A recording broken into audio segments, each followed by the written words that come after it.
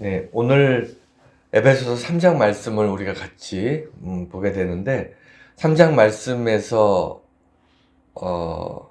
핵심이 뭐냐면 내가 하나님의 일꾼인데 참 감사한다. 기쁨으로 하나님의 일을 잘 맡아서 행복하게 하고 있다.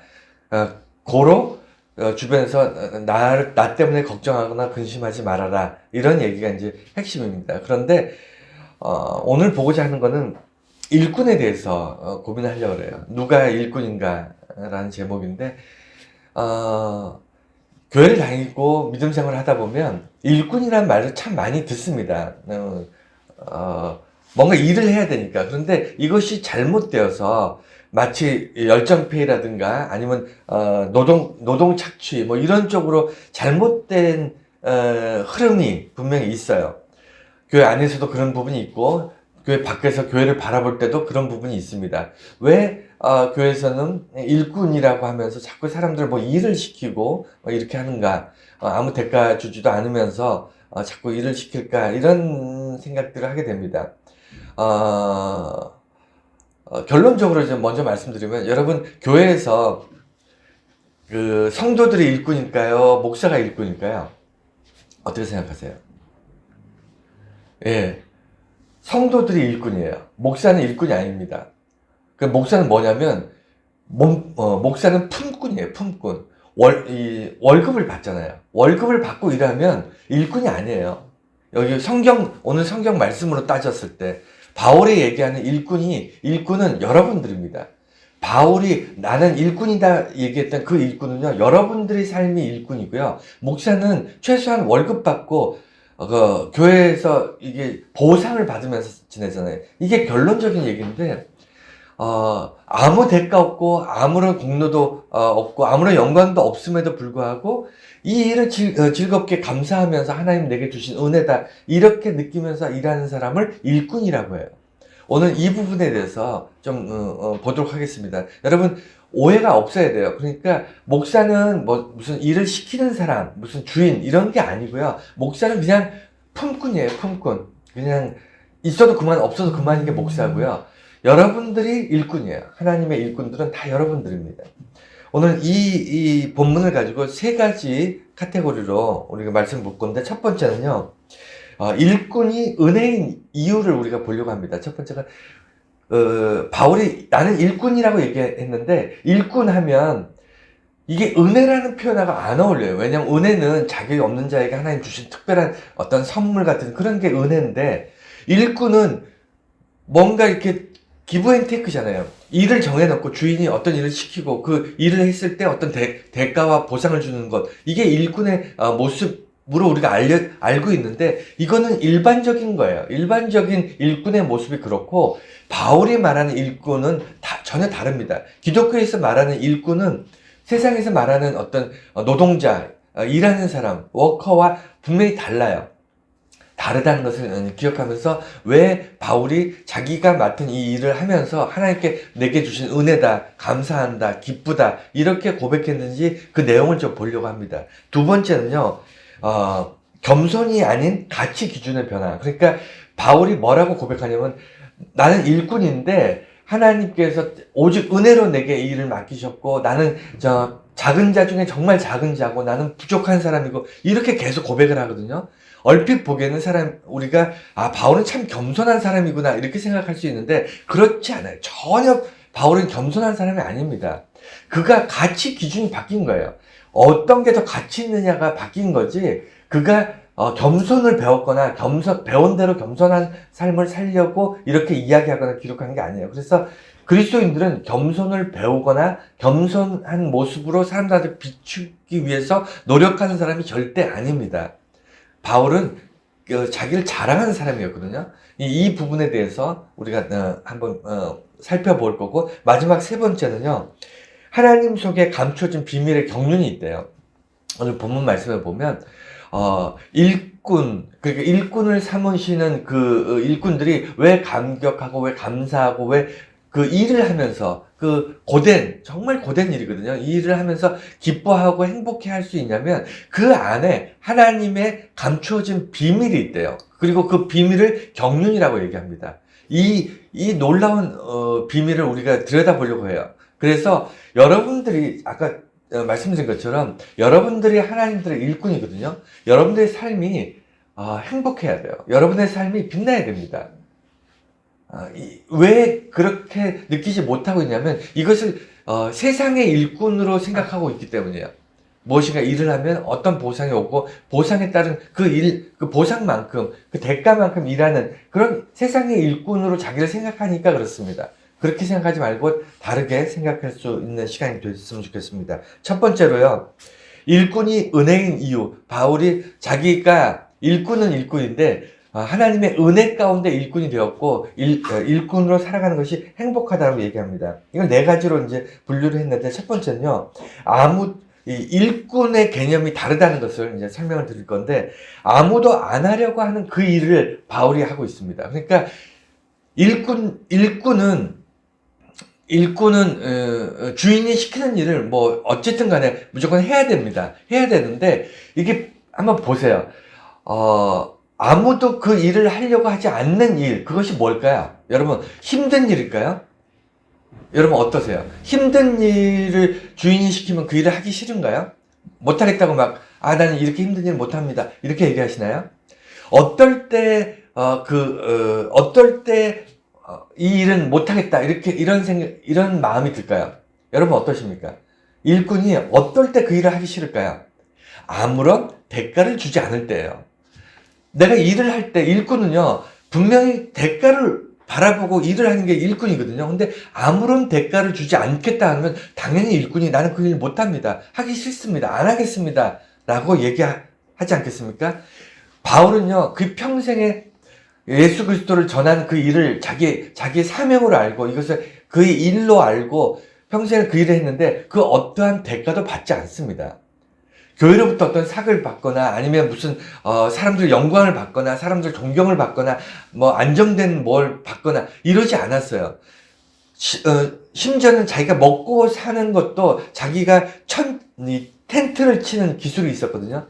텐트를 고치고 텐트를 만드는 이런 일을 하면서 거기서 버는 돈으로 먹고 자고 하면서 자기가 벌어서 생활하면서 전도합니다. 교회도 자기가 벌어서 수고하는 대로 그 돈으로 또 교회를 짓고 그곳에서 정착해서 교회를 세운 다음에 또 떠나요. 다른 곳에 또 교회를 짓기 위해서. 그러니까 그 어떠한 영광도 그 어떠한 안락함도 어떤 보장도 아무것도 받지 못합니다.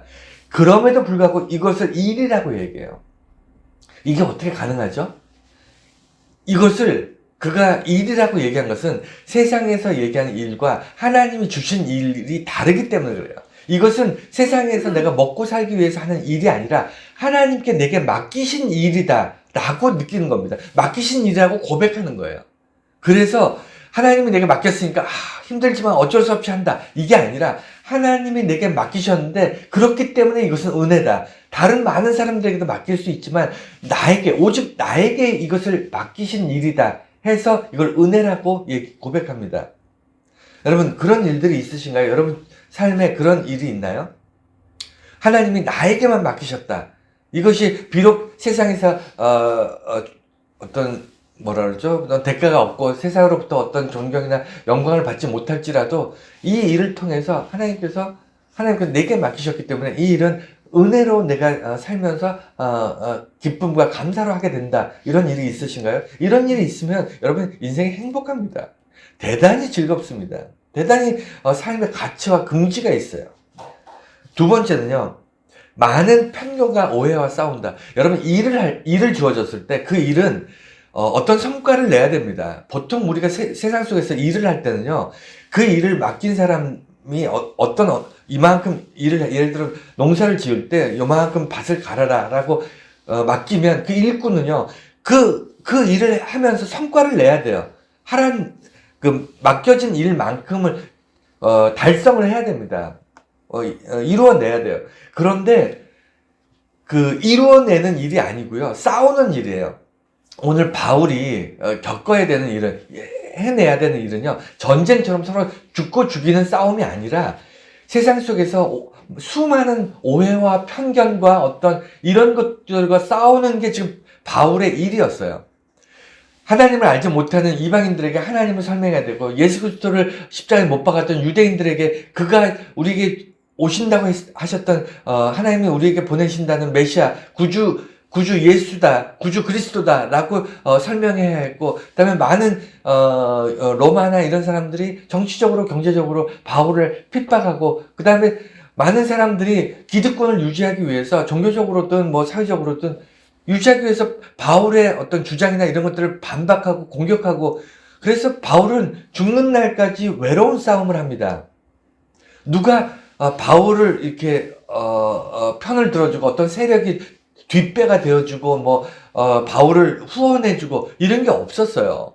바울은 마지막까지도 철저하게 혼자 그 외로운 길을 갔는데, 그 외로운 길의 핵심이 뭐였냐면 세상의 오해와 편견과 세상이 듣기 싫어하는 그 복음에 대해서 전하면서 사는 겁니다.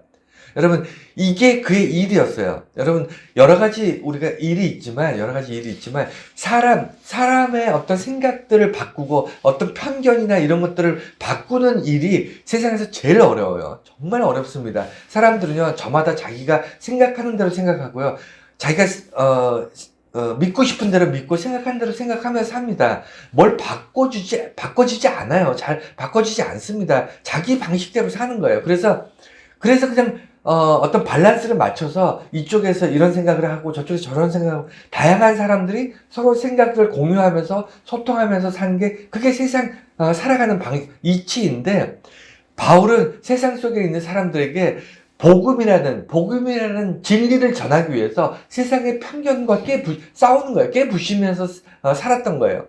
그러니까 고독하고 외롭고 힘들 수밖에 없습니다. 하지만 그 일을 자기가 은혜라고 얘기해요. 왜 그랬을까요? 왜 그것이 은혜라고 했을까요? 사람들이 진리를 모르고 자기는 그 진리를 알고 있기 때문에 그 사이에서 갈등이 생긴 거잖아요. 그래서 복음을 전하면 전할수록 내 안에 있는 예수 그리스도가 참된 진리라는 것을 더욱더 분명하게 깨닫게 되는 거예요. 그래서 이게 은혜인 겁니다. 내가 힘들고 어려울수록, 내가 세상의 편견과 싸우면 싸울수록, 내 안에 있는 예수 그리스도가 진짜 진리구나라는 것을 더 분명하게 깨닫게 되는 것. 이것이 일꾼의 삶이에요. 싸워보지 않은 사람, 세상의 편견과 오해와 싸워보지 않은 사람은요, 내 안에 예수 그리스도에 대한 어떤 강렬함이, 그 어떤 열정이 드러나지 않습니다. 뭐 싸워봤어야 뭔가 이렇게 내 안에서 어떤 열정이 솟아오를 텐데, 세상 속에서 묻혀 사는데 어떤 열정이 올라오겠습니까? 그래서 편견과 오해와 싸워본 사람들이 은혜인 걸 알고, 세 번째는 일꾼이 없으면 변화가 없습니다. 바울이 자기가 일꾼이면서 하나님의 은혜 가운데 내 일을 하고 있다라고 얘기했던 건 뭐냐면, 한 명의 변화에 대해서 자기가 알고 있기 때문이에요. 여러분, 바울은 자기가 죽는 날까지 수많은 교회에 편지를 하고 교회를 세우고 선교를 하고, 그 다음에 자기 발로 걸어 다니면서 교회를 세우고 수많은 정말 처절한 노력을 하면서 살았습니다. 그렇지만 그가 훗날 정말 2000년이 지난 오늘날 세상이 엄청나게 변화되고, 세상 속에 예수 그리스도와 그다음에 교회와 그다음에 하나님의 영광이 온 세상에 땅끝까지 이렇게 전해지고 있을 거라는 생각을 하면서 살았을까요? 어떻게 생각하세요? 저는 아니라고 봐요. 바울은 당장 눈앞에 있는 것들만 바라보면서 살았습니다. 하나님이 가라고 하는데 가고, 하라는 거 하고, 그 다음에 이거는 하지 마라, 이건 해라, 이쪽으로 가라, 저쪽으로 가라. 그냥 하나님께서 당부하시는 그 앞에 일만 하면서 갔습니다. 그런데 바울 한 사람의 순종, 한 일꾼의 성실함, 한 일꾼의 순종함을 통해서 시간이 지나서 수천 년이 지나고 나서 세상은 예수 그리스도를 중심으로 하는 놀라운 기독교의 세상이 되어가고 있습니다. 그렇지 않습니까? 전 세계에서 예수 그리스도 기독교만큼 강력한 종교가 어디 있습니까? 이게 불과 2000년 사이에 지구에 일어난 놀라운 역사인데, 이 뿌리에는 물론 예수님께서 구원하셨지만 이 구원을 전하는 그 일을 맡았던 이 일꾼 단 한 사람, 바울 한 사람에 의해서 이 이방으로 그 세상 끝까지 이렇게 퍼져나가는 시작점이 됐어요. 여러분, 변화는 바램으로 이루어지지 않습니다. 단 한 사람이라도 결단하고 행동하는 사람이 있어야 돼요. 그 일을 하나님께서 맡기신 사람을 뭐라 그러냐면 일꾼이라고 그렇게 얘기합니다. 여러분, 자기 자신이 일꾼이라고 생각하십니까? 여러분들은 일꾼이어야 돼요. 일꾼이어야 됩니다. 일꾼이 없으면 교회는 생명력을 잃습니다. 일꾼이 없으면요, 복음이 전파되지 않아요. 일꾼이 없으면요, 하나님 앞에 예배드린 사람들이 점점 사라집니다. 일꾼 한 사람이 세상을 변화시키는 겁니다. 그것을 여러분 나는 아니겠지. 나 같은 사람이 무슨 세상을 변화시켜. 여러분, 그렇게 생각하지 마세요. 거듭 말씀드리지만 일꾼은 어떤 사람이라고요? 다른 사람들에게도 맡길 수 있지만 하나님께서 딱 한 사람, 나한테 이 일을 맡기셨다. 그 일을 하는 사람이 일꾼이에요. 세상에 많은 교회 다니면서 할 수 있는 일이 많잖아요. 많은 일이 있는데 많은 사람들이 할 수 있지만 다른 사람들한테 안 맡기고 딱 나한테 맡기셨어. 그 맡기신 그 일이 나의 일입니다. 네 번째는 일이 고됨이 아니라 선택에 대한 감사. 바울은 일을 통해서 은혜라고 얘기했던 것은 일이 할만해서가 아니에요. 바울은 죽을 고비를 몇 번 넘깁니다. 돌에 맞고 막 그래가지고 피투성이 돼서 끌려가고 실려가서 막 사람들의 치료를 받고 그래서 겨우 살고 매를 엄청나게 맞고, 바울은 그냥 개념적으로 관념적으로 고통받고 괴로워했던 사람이 아니고 실제적으로 정말 삶이 너무너무 힘들었어요. 죽을 고비를 수없이 넘깁니다. 그리고 오해 속에서 사람들의 어떤 손가락질 비난 속에서 끌려가서 감옥에 갇히고 매 맞고, 이게 다 일상이었어요. 일상. 그것도 너무 억울하지 않겠습니까? 예수 전한다는 이유만으로 진리를 사람들한테 전해서 구원받게 하겠다는 그 열정 때문에 자기의 고백, 자기의 어떤 일, 하나님께서 내게 맡기신 그 일을 감당하는데 그것 때문에 죽을 만큼 고통스러운 거예요. 하나님께서 그렇다고 무슨 뭘 도와주는 것도 아니고, 예수님께서 뭘 이렇게 바울에게 어떤 힘을 줘서 초능력이 있어가지고 뚫고 나가는 그것도 아니고, 그냥 오롯이 온갖 고난과 고통을 혼자 견뎌내면서 살아가고 있습니다. 그런데 이 고난에 대해서 바울이 뭐라고 얘기하냐면, 이것은 선택의 문제다. 나에게 주신 선택의 문제다라는 겁니다. 이 얘기를 비유를 좀 해볼게요. 어떤 게 있냐면, 여러분 세상에서 아침부터 눈 뜨고부터 밤에 잘 때까지 쉬지 않고 일하는 직업이 있습니다. 그리고 그 직업은요, 자기만을 위해서 하는 게 아니고 눈 떠서부터, 그러니까 그 아침에 일어나서 세수하고 양치질하고 거기서부터 마지막 잠자리에 누워서 누울 때까지 하는 직업이 있어요. 그리고 자기뿐만 아니라 많은 사람을 위해서 수고하고 일합니다. 그리고 중간에 쉬는 시간이 전혀 없어요. 그리고 이 일은 언제까지가 아니라 하루도 쉬는 날이 없어요. 1년 365일 중에 이 일은 하루도 쉬는 날이 없습니다. 그리고 쉬지 않을 뿐만 아니라 월급도 없어요. 단 10원의 월급도 주지 않습니다. 그런데 아침에 눈 뜨고부터 밤에 잘 때까지 일을 시켜요. 그래서 그 일을 해야 돼요. 여러분, 그 일 할 수 있겠어요? 그 일을 만약 여러분들한테 아침에 눈 떠서부터 밤에 잘 때까지 일을 시키고, 그 다음에 단 10분도 쉬지 못하게 하고, 그 다음에 또 월급도 한 푼도 안 주고, 여러분, 그리고 그 누구도 여러분을 위해서 그 수고했다고 고생했다고 아무도 얘기해주지 않는 그런 일을 여러분들한테 맡긴다면 여러분 하시겠습니까? 하시겠어요? 그런데 여러분 다 하셨어요. 그 직업이 뭐냐면 엄마예요. 엄마. 그러니까 여러분, 이 엄마라는 직업이, 이것이 고되고 힘든 걸로 따져서 이건 못하겠다.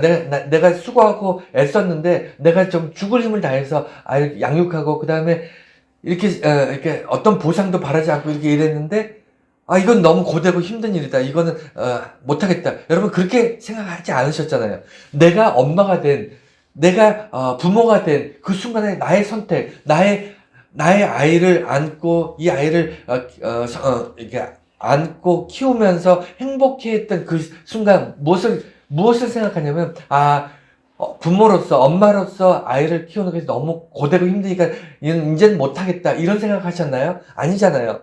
내가 엄마로서 선택받은 것이 너무 행복하고 기쁘다 이런 생각하시지 않습니까? 내가 부모가 된 것이 너무 감사하고 행복하다 이런 생각하지 않으셨나요? 바울의 그 얘기예요. 내가 일꾼인데 내가 너무 힘들고 고되기 때문에 억울하다. 하나님 왜 나를 도와주지 않습니까? 내가 이 일을 하는데 뭔가 보상을 왜 내게 보상을 주지 않습니까? 라고 한 것이 아니라 너무 고되지만 너무 죽을 것 같이 힘들지만 이 일은 하나님이 나를 선택하셔서 내게 주신 은혜이기 때문에 마치 엄마가 아이를 안고 행복해하는 그 행복처럼 그가 그 일을 그렇게 은혜로 감사로 기쁨으로 하게 되었다는 겁니다. 이런 일들은요, 우리 인생에서 그렇게 많지 않습니다. 거의 없어요. 이런 일들이 여러분 삶에 어디 있습니까? 없잖아요.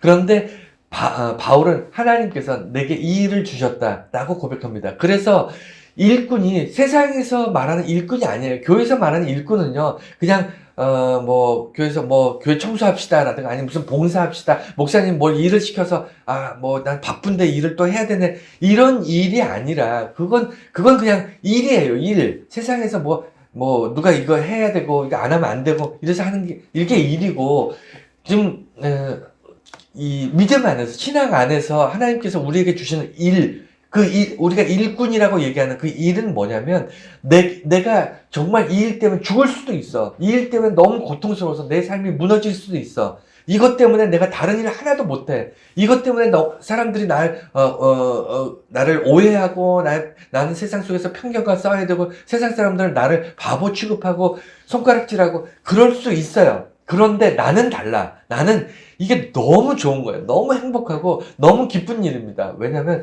이 일은 세상에 그 누구도 할 수 없는 일이고 나만 할 수 있어요. 왜? 하나님이 나에게 특별히 나를 불러서 나에게 이 일을 맡기셨기 때문에, 나를 일꾼으로 삼으셨기 때문에 이 일을 내가 할 수 있게 된 겁니다. 그걸 알기 때문에 내가 이 일을 통해서 비록 힘들고 고되지만 고되다고 포기하지 않는 거예요.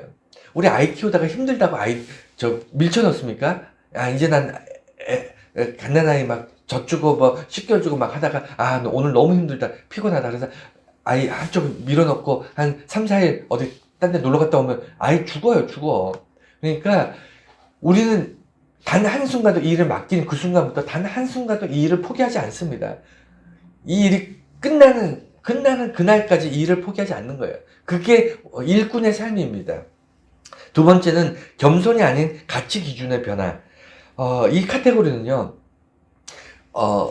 아까 초반에 말씀드린 것처럼 하나님의 일을 하는 사람들이 간혹 빠지는 것 중에 하나가 교만이에요. 하나님의 일을 하는 사람들의 특징이 뭐냐면, 이 일을 하기 때문에 어떤 성과가 나오잖아요. 어떤 일을 하게 되면 어떤 결과물이 있지 않습니까? 그것 때문에 이게 나의 노력과 나의 수고 때문에 이런 결과가 났다는 착각을 하면서 교만해지기가 쉽습니다. 그게 사람이면 본능적이기 때문에 굳이 그래요. 그래서 이게 참 어려운 일입니다. 뭔가 일을 많이 하고 수고하고 애쓰고 노력한 사람이 칭찬받고 사람들의 어떤 박수를 받는 것이 마땅하잖아요. 마땅한데 이것이 이 신앙 안에서는, 교회 안에서는, 어떤 믿음 안에서는 이것이 옳지 않아요. 이것은 왜냐하면 하나님의 영광을 가로채는 겁니다. 그래서 겸손이라는 것은, 우리가 일반적으로 겸손은 우리가 교회에서만 배우지 않습니다. 교회에서만 말하지 않아요. 우리 성경에만 겸손이 있는 게 아니고 세상의 윤리나 도덕에도 겸손이 분명히 있습니다. 그래서 인간은 본능적으로 겸손하지 않은 존재이기 때문에요, 세상 속에서는 겸손을 가르쳐요. 그래서 교육받은 사람들이 조금 더 겸손할 확률이 높습니다. 가능성이 더 높아요. 그렇다고 교육받았다고, 윤리교육을 잘 받았다고 다 겸손하지는 않습니다. 인간은 대체적으로 겸손하지 않아요. 겸손하지 않는데, 그나마 교육받고 훈련하면 조금 나을 확률이 있다, 좀 나을 수 있다라는 거지, 교육받았다고 훈련했다고 모든 사람이 겸손하지 않습니다. 기독교도 마찬가지예요. 기독교 성경 말씀을 보면 우리가 하나님 앞에서 세상 속에서 겸손해야 된다라고 얘기하지 않습니다. 성경 보십시오. 우리는 하나님이 우리를 겸손하게 살라고 하셨다. 아니면 우리는 겸손을 위해서 하루에도 몇 번씩 겸손한 훈련을 해야 된다. 사람들 앞에 겸손한 말을 해야 된다. 이런 내용 성경에 쓰여 있습니까? 그런 거 없어요. 여러분 잘 보세요. 없습니다. 성경에는 뭐가 있냐면 자랑하라고 되어 있습니다. 겸손하라가 아니고 자랑하라고 되어 있어요. 그래서 바울은 자기가 나는 세상에서 가장 낮은 자다라고 얘기하는데 이게 겸손이 아니에요. 뭐냐면 자기는 세상에서 제일 낮은 자라고 얘기한 건 뭐냐면 그 많은 사역자들 중에서 하나님을 예수 그리스도를 전하는 많은 사역자 중에서 자기는 예수님을 믿는 사람들, 예수님의 제자들, 예수님을 따르던 사람들을 감옥에 가두려고 쫓아다녔던 사람인 거예요. 그러니까 누가 봐도 자기는 가치 기준이 하나님께 가치 기준을 두면요. 자기는 제일 낮은 자인 거예요. 세상적으로 봤을 때는요. 다 가졌어요. 바울이. 출신도 좋고요. 공부도 많이 했고요. 바울은 지금 많은 사람의 존경을 받을 만한 사람입니다. 머리도 좋고 학식도 뛰어나고 모든 것을 다 가진 게 바울이에요. 많은 사람들이 부러워할 만한 사람인데 자기를 가장 낮은 사람이라 얘기한 거는 겸손해서가 아니고요. 가치 기준이 바뀐 거예요. 정말 좋은 거는 세상 사람들이 부러워하는 어떤 학벌이나 출신이나 돈이나 명예나 이런 것이 이건 가치가 없는 거다. 진짜 가치는 하나님이 보시기에 부끄럽지 않은 사람, 하나님이 보시기에 정말 열심히 일하는 하나님의 일꾼, 이렇게 사는 게 가치 있는 거다라는 가치 전환이 오니까 자기는 세상에서 가장 작은 자처럼 보인 겁니다. 이거는 결코 겸손한 게 아니에요. 그냥 가치 기준이 바뀌었고, 가치 기준이 바뀌면 어떻게 되냐면 성경에서 계속 반복해서 얘기하는 것이 자랑하라는 거예요. 자랑. 뭘 자랑하죠? 하나님을 자랑하는 거예요. 내가 가진 재물을 자랑하는 게 아니고요. 보이지 않는 하나님을 자랑하는 거고요. 내가 세상 속에 드러낼 만한 어떤 학식이나 어떤 학벌이나 어떤 재물이나 이런 사람들한테 보여지는 것을 자랑하는 게 아니고 내 안에 있는 예수 그리스도, 내 안에 있는 어떤 하나님의 영원하심, 하나님의 사랑 이런 거를 자랑하면서 사는 게 그게 그리스도인입니다. 그래서 그 자랑 때문에 오해를 받고요. 그 자랑 때문에 사람들의 편견과 어떤 오해가 발생하는 겁니다. 내 안에 있는 것들을 자랑하는데 그것이 사람들 볼 때는 아니 저 사람이 겉보기에는 멀쩡한데 왜 허무맹랑한 걸 자랑하지? 왜 말도 안 되는 걸 자랑하지? 이렇게 얘기하는 뭘 자랑했죠 바울이? 죽은 예수가 다시 살아났다고 얘기하잖아요. 그 죽은 예수가 십자가의 피로 나를 구원했다고 자랑하잖아요. 그러니까 하나님을 모르고 예수 그리스도를 모르는 사람들은 볼 때 바울이 멍청한 거예요. 바울이 이상한 거 미친 겁니다. 그렇지 않습니까? 제정신을 가진 사람이면 자기가 가진 것들을 가지고 살아도 정말 부유하고 사람들의 어떤 부러움을 살면서 한평생 정말 호의호식하면서 살 사람이 모든 것을 다 버리고 자기가 가진 모든 뭐라고 할까요? 좋은 것들 다 버리고 그냥 길바닥에서 자면서 노숙하면서 여행하면서 사람들 만난 사람마다 예수 그리스도가 부활했습니다. 예수 그리스도가 우리를 위해서 십자가에서 구원하심으로 우리를 구원하셨습니다. 이런 얘기를 하고 다니니까 얼마나 사람들이 볼 때는 이상하겠습니까? 하지만 바울은 하나님이 내게 맡겨주신 그 이 자랑하면서 선포하면서 사는 이것을 세상에서 가장 행복한, 가장 가치 있는, 가장 아름다운 일이라고 고백한 거예요. 그렇게 살았고, 그렇기 때문에 바울은 그 누구도 그를 말릴 수 없었던 겁니다. 그게 일꾼의 삶이에요. 그게 일꾼의 삶입니다. 행복한 일꾼의 삶. 그 누구도 그 일을 대신할 수 없는, 그만이 할 수 있는 일을 하며 사는 일꾼의 삶이에요. 그래서 이 자랑하는 삶이면서 또 하나는 뭐냐면 아까 말씀드린 것처럼 바울이 예수를 만나고 나서 그러니까 공부를 하거나 아니면 바울은 엄청나게 공부를 많이 한 사람이거든요. 훈련도 잘 돼 있었고 율법에 있어서 흠이 없다. 율법을 다 지킨 사람이에요. 윤리적으로, 종교적으로, 도덕적으로 완벽한 사람이었습니다. 그 사람이 더 공부를 하고 더 훈련하고 할 필요가 없었어요. 그럼에도 불구하고 그가 예수를 만나고 나서 그가 더 겸손한 겸손한 사람, 더 훌륭한 사람이 되기 위해서 더 노력하고 교회를 세우고 전도를 하기 위해서 뭐 전도 훈련을 받고 이랬을까요? 아닙니다. 바울이 한 건 뭐냐면 일꾼이 되기 위해서, 하나님의 참된 일꾼이 되기 위해서 뭘 했냐면 자기 것을 버렸어요. 버리는 일이 그가 한 일입니다. 여러분, 일꾼이 되기 위해서 해야 되는 일은요, 더 훈련하고, 더 노력하고, 더 겸손해지고, 더 많이 배우고, 교회 모여서 더 기도하고, 물론 이런 것도 다 좋습니다. 좋지만, 이게 일꾼이 되기 위한 훈련이 아니에요. 일꾼이 되기 위한 훈련은요, 자기의 것을 버리는 겁니다. 자기가 애착을 가지고 있고, 자기가, 거기에 매달리고, 자기가 그 가치 있다고 생각했던 것, 자기가 그 일에 많은 시간과 노력을 했던 것들, 이런 것들을 내려놓는 거예요. 우선순위에서 내려놓고 자기가 하나님의 영광을 위해서, 하나님이 나를 통해서 이루고자 하시는 특별한 그 맡기신 일들, 이런 일들 우선순위를 정해놓고 거기에 몰입하는 겁니다. 여러분, 이것이 그리스도인들이 가져야 될 가장 첫 번째 훈련인데, 이게 대부분 안 돼요. 자기가 돈이 있으면, 자기가 사회적으로 지위가 있으면, 자기가 교회 안에서 어떤 봉사나 일을 많이 했으면, 아니면 교회 안에서 직분이 있으면 사람들 앞에 자랑하고 드러내려고 하지 버리려고 하지 않아요. 내려놓는다, 이건 너무 고상한 표현이고 이건 말이 안 되는, 내려놓는 거 다시 들어버리면 되잖아요. 버려야 돼요. 내 것이 아니어야 돼요. 버리고 나서 완전히 잊어버려야 됩니다. 내려놓으면 안 돼요. 내려놓으면 언젠가 다시 들어 올립니다. 그러니까 그냥 내가 그 전에 세상에 자랑했던 모든 것들을 버려버려야 되는데, 안 버려지니까 일꾼이 안 되는 거예요. 일꾼의 삶을 살 수 없는 겁니다. 그리고 품꾼은 일을 보지만 일꾼은 주인을 본다. 이 내용을 여러분 기억하셔야 돼요. 이게 뭐냐면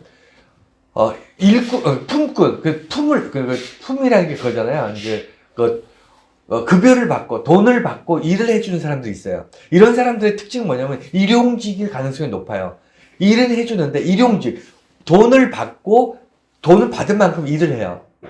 그러니까 내일 또 일을 할 거라는 보장도 없고, 그냥 정해진 돈을 받았으니까 받은 만큼 하루에 정해진 일을 하는데, 그래서 품꾼들의 관심은 뭘까요? 품꾼들의 관심, 일에 있어요. 일. 내가 돈을 하루 품삯을 받았으니까 일은 해야 되는데, 일이 너무 힘들고 고되면 화나잖아요. 억울하잖아요. 적당히 일을 해야지. 이미 품삯은 받았으니까, 아니면 뭐 끝나고 나면 품삯을 받을 거니까, 돈은 받을 거니까 돈만큼만 일을 해야지. 너무 과하게 일하지 말아야지. 아니면 할 수 없는 불가능한 일들을 만약에 맡겼다 그러면, 돈을 받았더라도 난 이 일을 못 하겠습니다. 이건 힘든 일이고 위험한 일이면, 내가 돈을 더 주십시오. 더 주지 않으면 난 일을 안 하겠습니다. 이게 누구죠? 품꾼이에요. 돈을 받고 일하는 사람들, 일용직들, 그날 일하는 사람들, 이런 사람들은 일에 관심이 있어요. 그런데 일꾼은 어떤 사람이냐면, 주로 일꾼들은 고대 지역에 그냥 집에 소속돼서 일을 하는 사람일 가능성이 높아요. 항상 그렇진 않겠지만, 어느 부유한 집에, 주인이 있는 집에 그냥 소속돼서 매일매일 일을 하는 사람들, 매일매일 품삯을 받거나, 아니면 정해진 만큼 일을 하고 나면 품삯을 받는 그런 일꾼일 가능성이 있습니다. 이 얘기는 뭐냐면, 오늘도 일을 했지만 내일도 그 주인 밑에서 또 일을 하고, 모레도 계속 일을 해야 될 사람일 가능성이 높아요. 뿐만 아니라 일꾼들은요, 주인이 어떤 일을 할 때, 어떤 일을 맡길 때 그 일이 강도가 힘든 일이든 안 힘든 일이든 이런 걸 따질 수가 없어요. 왜냐면 내일도 똑같이 일을 해야 되니까. 오늘 다 안 하면, 오늘 안 한 일은 내일 또 해야 돼요. 그러니까 일꾼들은 뭘 보냐면 일을 보지 않습니다. 일꾼들은요, 주인을 봐요. 주인이 원하는 게 뭘까? 주인이 기뻐하는 일은 뭘까? 주인이 나를 불러서 이 일을 맡겼을 때는, 설마 오늘 밭이 100평이 있는데 오늘 한 평 일궈라, 오늘 한 평 갈아라, 아니면 한 평에 무슨 일을 해라 라고 시켰을 때, 설마 나한테 이 한 평만 하고 그만두라고 하지는 않겠지. 주인이 이 한 평을 하라고 했을 때는 이 100평 땅을 매일매일 같이 100일 동안 이거 하라고 한 거겠지. 그러니까 오늘 조금 더 하면 내일은 좀 더 쉴 수도 있겠다. 하여간 계속해서 일꾼은 뭘 생각하냐면, 주인이 어떤 마음으로 나에게 이런 일을 시켰을까? 주인이 이 일을 내가 어떻게 마무리 짓고 어떻게 하면 주인이 기뻐할까? 주인이 좋아할까? 이게 일꾼들이 생각하는 방식입니다. 여러분, 이 얘기를 왜 하냐면, 예수 믿는 사람들, 그리스도를 믿고 예수 안에서 일꾼이 되어서 살려고 하는 사람들은요, 하나님이 내게 이 일을 맡겼으니까 그 일을 잘해야 되겠다. 성과를 잘 내서, 완벽하게, 하나님이 내게 맡긴 일을 완벽하게 해야 되겠다의 목적을 거기다 초점 맞추시면 안 돼요. 그건 품꾼이에요. 사꾼입니다. 완벽하게 일을 한다면 내가 하나님 앞에 이렇게 완벽하게 일을 했으니까 내게 보상을 주세요. 나한테 뭔가 은혜를 주세요. 나한테 뭔가 남다른 어떤 뭘 주세요 라고 얘기할 확률이 되게 높아요. 굉장히 높습니다. 그래서 그리스도인 일꾼은, 예수 믿는 일꾼은 어떤 사람이냐면, 하나님이 이 일을 내게 맡기실 때는 왜 맡기셨을까? 왜 나일까? 왜 이 일일까? 왜 지금일까? 왜 이 일을 통해서 하나님께서 우리 주변에 이런 일들을 하게끔 만드셨을까? 이걸 따져보는 게 일꾼이에요. 이것을, 여기에 관심을 가지고 여기에 가치를 두는 게 일꾼입니다. 내가 열심히 일할 내가 몸이 좀 불편하고 너무 힘들고 좀 다른 일이, 복잡한 일이 있어서 하나님 맡기신 일 못할 수 있어요. 그것 때문에 절망하지 않습니다. 왜냐면 하나님께서 내게 일을 맡기셨기 때문에 내가 오늘 다 못해도 내일 더 열심히 해서 이 일을 열심히 하고, 그 다음에 이 일을 통해서 그 성과를 하나님께 온전히, 하나님께 영광 돌릴 수 있는 그런 삶을 살면 그러면 되겠다. 이게 일꾼이 가지고 있는 생각인 거예요. 그래서 품꾼과 일꾼은 근본적으로 바라보는 게 다르다.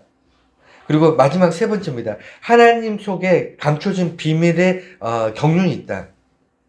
하나님은 일꾼을 삼고 우리에게 일을 주실 때, 우리 안에 하나님 안에 비밀이 있으세요. 그래서, 아까 말씀드린 것처럼, 하나님이 우리에게 일을 시키시는 그 안에는 경륜이라는 것이 있습니다. 경륜이 뭐냐면, 하나님이, 놀라운 어떤 계획들인데, 이 계획 없이 하나님께서 그냥, 오늘, 일꾼인데, 오늘 하루 그냥 놀기 뭐 하니까 그냥 나가서 아무 일이나 좀 해. 하나님이 이렇게 우리에게 일을 맡기지 않으신다는 거예요. 하나님이 우리에게 맡기실 때는 놀라운 계획이 있는데, 이 계획을 우리가 안다? 일꾼이 하나님의 계획을 알 수 있을까요? 모르더라 이거예요. 그래서 경륜이라고 얘기합니다. 하나님의 비밀이 있는데 그 비밀 가운데 우리에게 일을 맡기시는데, 이것을 일꾼된 우리들은 하나님을 향해서 하나님의 경륜 가운데 이 일을 맡기셨다. 이렇게 얘기하는 겁니다. 그럼 경륜이 어떤 거냐면, 하나님이 우리에게 이루실 일이 아니라 세상에 이루실 일이에요. 그러니까 내게 일을 맡기셨잖아요. 내가 어떤 일을 해야 됩니다. 내가 복음을 전파하든, 교회를 세우든, 아니면 사람을 서로 사랑하고 섬기든, 하나님 특별하게 나에게 맡기신 일이 있어요. 그 일을 하는 것은 나를 위해서가 아니고요. 하나님의 일꾼에게 일을 맡길 땐 세상을 위해서 맡기는 겁니다. 세상의 변화, 세상의 어떤 계획을 가지고 우리 한 사람 한 사람에게 일을 맡기시는데, 그 세상에 이루실 일들이 하나님의 계획이에요. 하나님의 뜻입니다. 그래서 그 일은 감추어져 있어요. 세상에 알 수 없습니다. 나도 잘 모릅니다. 열심히 수고하다 보면 서서히 드러나는 거예요. 복음을 전하다 보면 어느새 교회가 세워져 있는 겁니다. 어느새 사랑하다 보면 많은 사람들이 나를 사랑하고 예수 그리스도의 사랑을 깨닫게 되는 겁니다. 내가 뭘 하려고 한 게 아니고 하나님께서 세상을 어떻게 만드실 계획을 가지고 그 비밀 가운데, 그 경륜 가운데 우리에게 일을 맡기셨을 때 그 일을 내가 기쁨으로, 즐거움으로, 은혜로 그 일을 감당하다 보면 어느새 세상이 변하고 있어요. 이것이 감추어진 하나님의 계획입니다. 하나님의 비밀이에요. 하나님의 경륜입니다.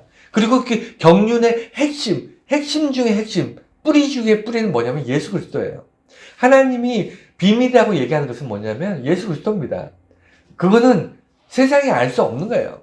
하나님이 어떤 식으로 세상을 구원하고, 하나님이 어떤 식으로 세상을 사랑하고, 하나님이 어떤 식으로 세상을 건져내실지는 세상에 그 누구도 알지 못했어요. 오직 예수 안에서만 이루실 그 예수 그리스도를 세상이 어떻게 압니까? 그래서 하나님이 예수 그리스도를 품으셨던 거예요. 예수 그리스도를 마음에 품으시고 그걸 비밀스럽게 이 땅에 드러내신 겁니다. 그리고는 그것을 우리 일꾼들에게 맡기셔서 세상에 알리는 겁니다. 그 알리는 과정에서 하나님의 경륜이 나타나는 거예요. 이 과정을 누가 볼 수 있냐면 일꾼만이 알아요.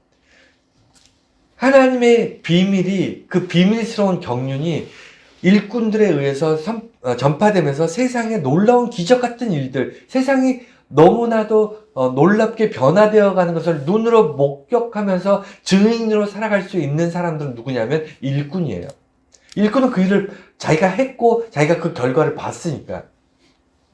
그래서 감추어진 것, 이것은 이제 하나님의 경륜이다 이렇게 얘기할 수 있고, 그 다음에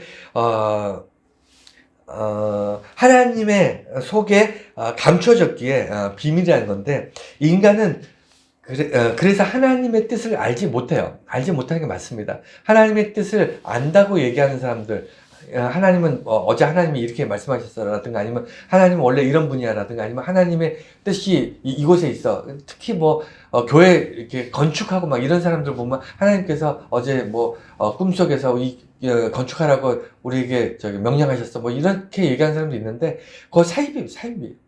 하나님은 꿈속에서 우리에게 명령하지 않으세요. 말씀을 통해서 우리 깨닫게 하시고 우리 인생 전체를 통해서 우리 이끌어 가시고 동행하시는 거지, 누구에게 특별히 나타나서 무슨 말씀을 주시고 선지자처럼 이렇게 얘기하는 사람들, 여러분 다 일단 사기라고 보시면 됩니다.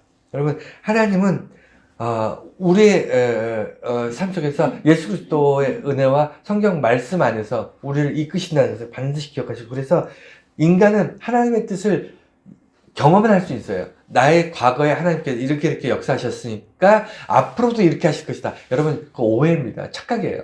하나님의 일하심과 하나님의 뜻은 절대로 우리가 예측할 수 없습니다. 우리가 하나님 속을 들여다볼 수 없어요. 착각하지 마세요. 하나님이 원래 이러신 분이다. 하나님이 이러실 것이다. 하나님이 이렇게 하실 것이다. 이렇게 입에 달고 사는 사람들이 있는데, 이 사람도 엄청나게 교만하고 엄청나게 악한 사람이에요. 악한 사람. 하나님을 재단하는 사람들, 이거 정말 나쁜 사람입니다. 절대 그러지 마세요. 우리는 하나님 앞에 하나님 뜻을 우리는 알지 못하지만 하나님께서 주신 말씀 안에서 우리가 순종하며 살겠습니다. 이게 바른 자세입니다. 하나님은 이런 분이야, 하나님 저런 분이야, 하나님 이럴 거야, 저럴 거야, 이렇게 얘기하지 마세요. 하나님은 그 자체로 비밀이십니다. 그런데 하나님의 모든 비밀 중에 중요한 게 뭐냐면, 우리가 하나님이 어떻게 생기셨을까? 하나님의 목소리는 어떠실까? 하나님의 옷은 어떤 옷을 입으셨을까? 이거 궁금하세요? 나는 하나도 안 궁금해요. 왜냐면 나하고 상관이 없으니까. 하지만 나하고 상관이 있는 게 하나 있어요. 그게 뭐냐면 예수 그리스도입니다. 하나님의 아들, 독생자 예수 그리스도는 나의 구원을 이루실 분이시기 때문에 하나님의 수많은 비밀 몰라도 됩니다. 몰라도 돼. 그거 알아서 뭐 하겠습니까? 하나님이 키가 얼마나 되고, 어떻게 생기셨고, 수염이 났는지 안 났는지, 그런 거 알아서 뭐 하겠어요? 하지만 하나님의 비밀, 예수 그리스도 안에서 우리를 구원하셔서 하나님의 그 계획, 그 연륜, 그 경륜, 이런 것들에 대해서는 여러분, 그건 관심을 가지셔야죠. 그건 여러분들의 삶의 중요한 비밀이잖아요. 그러니까 비밀을 캐내야죠. 마지막으로, 그래서 세 번째가 드러낸다. 오늘 여기 보면 일꾼들을 통해서 하나님께서 하나님의 놀라운 경륜을 드러낸다 이렇게 얘기하시는데, 드러낸다는 게 이게 뭐냐면, 이게 결론입니다. 일꾼들이 하는 일들이 무슨 일이냐면,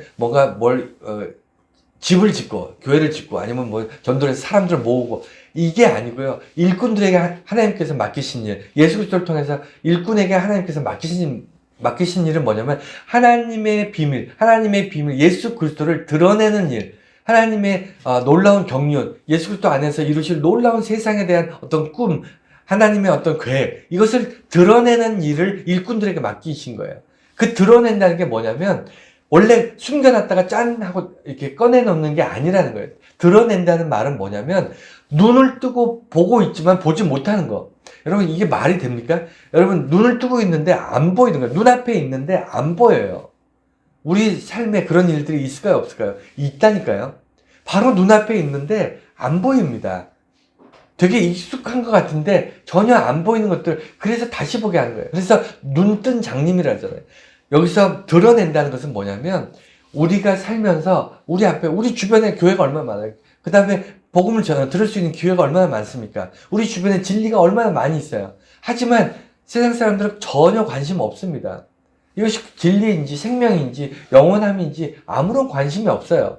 그래서 눈앞에 항상 있고, 늘 다니는 길에 십자가가 있고, 늘 사람들, 내 주변에 한 사람 건너 다 교회 다니는 사람이고, 한 두 단계, 두 사람 건너면 다 교회 중직자들, 이런 사람도 있고, 다 우리 주변에 아는 사람들 이렇게 따져보면 다 교회 다니는 사람들 다 있잖아요.